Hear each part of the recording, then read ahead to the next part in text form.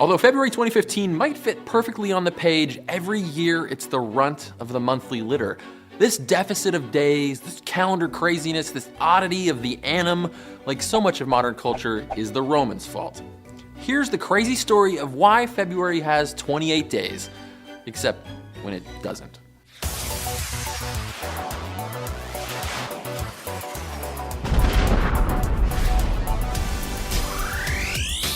Romulus, the maybe mythical, maybe real founder and first king of Rome, had a problem.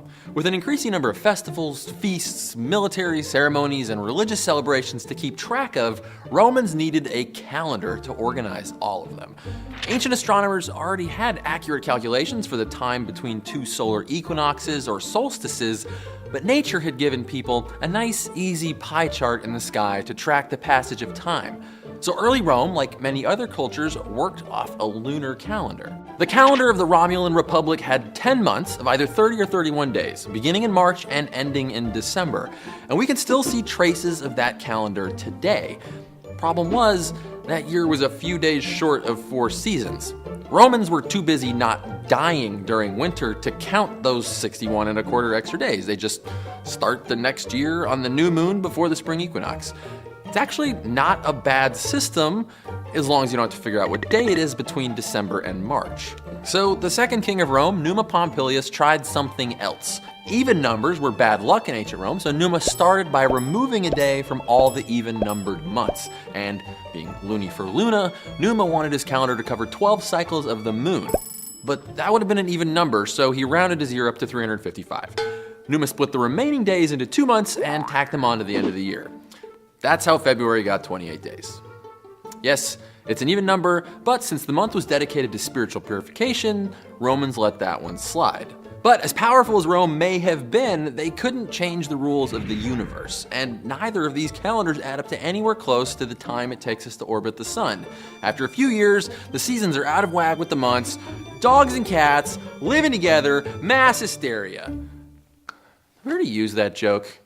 This is where it gets even weirder.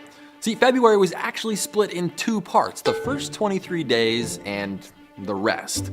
Every year, Numa's superstitious calendar would be out of line with the seasons by a little more than 10 days, so every other year, the last few days of February were ignored, and a 27-day leap month was added after February 23rd, or 24th.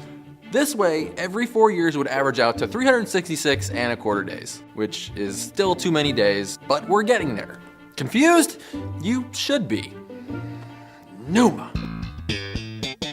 This system could have worked. Every 19 years, lunar and solar calendars tend to line up. So add enough leap months to keep the seasons in order, and eventually everything will reset itself. Except those leap months weren't always added according to plan. Politicians would ask for leap months to extend their terms or forget them to get their opponents out of office. And if Rome was at war, sometimes the leap month would be forgotten for years. By the time Julius Caesar came to power, things had gotten pretty confusing. Caesar had spent a lot of time in Egypt, where 365-day calendars were all the rage. So in 46 BC, he flushed Rome's lunar calendar down the aqueduct and installed a solar calendar. January and February had already been moved to the beginning of the year, and Caesar added 10 days to different months to get a total of 365. And since a tropical year is a tad longer than 365 days, Julius added a leap day every 4 years, except that they inserted it after February 23rd, right in the middle of the month. Apparently, February is just the trash heap of the calendar. You do whatever feels good.